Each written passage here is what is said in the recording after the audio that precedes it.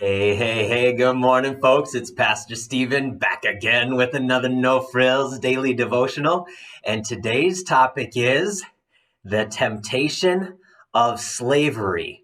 Now, doesn't that title sound ridiculous? Like, it sounds ridiculous on the surface, but the idea here is that we get sucked in, folks. We take the bait. We get sucked into sin cycles and sin habits, and we get locked into these loops of destruction, and we take the bait every single time. And so this idea, this temptation of slavery on the surface, it sounds like it should be ridiculous.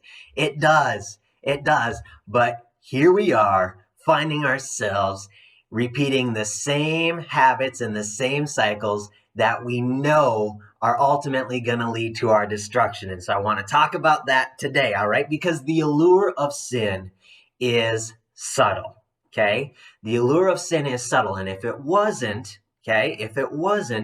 then chances are we wouldn't take the bait, okay? But it is very, very subtle. And so how do we find ourselves stuck in these patterns and locked in these loops and sucked into these cycles that we know ultimately lead to our destruction? And I've talked about this in a lot of episodes. And one of the episodes that I talked about, I think it was called Breaking Bad. I was talking about, breaking out of these habits. And one of the things that I told you or gave you as a tip in that episode was to expose the root. Okay, expose the root that is drawing you in, because we get locked in these loops and we get sucked into these cycles so easily because they're familiar to us. Okay, they're very familiar to us, and I talked about that in yesterday's episode. But we have this weird thing that happens to us, this tendency where we look to get unstuck. When we find ourselves stuck in life, we look to what got us stuck in the first place to get us unstuck. Now, I'm not going to quote Austin Powers to you again today, but it's ridiculous. It'd be like if I drove into a snowdrift, right? And in order to get out of the snowdrift, I threw snow at my car, right? That sounds ridiculous, but we oftentimes look to the things that got us stuck in the first place to get us unstuck. And so we need to make sure that we are exposing the roots. And one of the roots that can suck us into these cycles is a root called self-reliance. This lie that you and I don't need God. Okay. And so I want to tease that idea out today because I want to expose it. I want to expose it in our lives so that we can deal with it, so that we don't find ourselves taking the bait and getting sucked into the cycle again. All right. And so I'm going to take you to a passage that I've read this passage many times, and I feel like it's starting to kind of unravel in my brain a little bit. And so this is Isaiah chapter 36. And so I'm going to go back to Isaiah. And in 36, I want to read verses 13 through 17. I better give you some context here, all right? And so the Israelites, okay? The Israelites are dealing with an oppressive force right now. They're in the promised land. They're living in Jerusalem. But there's this army on the scene called the Assyrian army, which is the new power of the day, all right? So they first get rescued from Egypt. God delivers them from Egypt, if you remember the Exodus story and the plagues and all that stuff. And so now they're living in the promised land. And so here they are, and now the Assyrian army is coming to take their land away. Okay, and so they've got already the Assyrians have killed off most of the fighting men, and then they've deported most of the other people. And so now it's just this small remnant living in Jerusalem, which is a pretty heavily fortified city by this point. And so the Assyrians are basically wanting the people, they've laid siege to the city, and they're wanting the people to come out to them. Okay, and I want you to see something in this passage. All right, and so that's kind of the context. All right, so then the commander stood and called out in Hebrew. This is the Assyrian commander. Okay, hear the words of the great king, the king of Assyria. This is what the king says. Do not let Hezekiah, now Hezekiah is the king of Israel at this time. Do not let Hezekiah deceive you. He cannot deliver you. And do not let Hezekiah persuade you to trust in the Lord. Okay?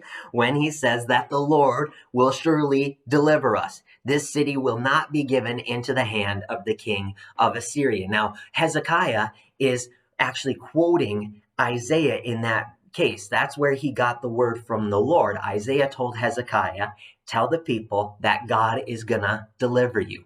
You just gotta trust him, okay? And what the Assyrian commander is saying, don't believe it. God can't deliver you. Hezekiah can't deliver you. We are about to overtake you, right? Okay, I'm going to read on. Do not listen to Hezekiah. This is what the king of Assyria says. Make peace with me and come out to me. Then every one of you will eat from his own vine and fig tree and drink water from his very own cistern until I come and take you to a land like your own, a land of grain and new wine, a land of bread and vineyards. Now I'm going to pause there because I want you to start to see what is happening here, right? Because on the surface, it seems like the king of Assyria is offering these guys a fair deal. He's already deported most of the fighting men. He's killed off many of the others. Now the city is under siege, and here they are trapped inside their city, hunkered down, waiting on God. Okay? And the king of Assyria, he's saying, come out to me. I'll make sure to give you a land like your own. I'll take you here to this place, and you can do this and this and this and this, right? On the surface, it seems like a good deal, but Isaiah knows and Hezekiah knows that it is a trap. It is a trap because he is trying to lure them with something called self-reliance, right? And he says, I'm going to take you to a land like your own, right? And here they are. They're already living in the promised land, the land that God provided to them. And he's wanting to take them away from the promise that God has provided for them. And so he's promising them a land like your own. Not your own land, but a land like your own, right? And he says a land of grain and new wine. Now, when God was promising the Israelites the land, the promised land that they were giving them, or that he was giving them, he was promising them it's a land flowing with milk and honey. And I was thinking, what's the difference between milk and honey and grain and wine? Well, who makes honey? Bees. Who makes milk? Cows, goats, right? And in this new land that's like your own, the king of Assyria is offering them grain and new wine. Who makes grain? Farmers. Who makes wine? Vintners. He is trying to lure them into a trap of slavery, and he's using the lure of self-reliance. And I want to say to the Israelites, and I want to say to us, and I want to say to myself, don't take the bait. Don't buy into the lie that you don't need God. Don't get sucked into the cycle. Don't get caught in these sin habits that create ruts that we become familiar with. Don't take the bait. Rather, expose that root for what it is so that you can deal with it, because the enemy knows this, folks. The enemy knows that if he can get us to stop relying on God, then he can get us to stop revering God. You and I need God. And it's time we stop trusting in ourselves and trusting in him, because only he can help get us unstuck from the problems we get ourselves into. But here's the deal. He doesn't just want to fix it for you. He wants to fix it through you. Hey, you guys, have an awesome, awesome day and be blessed.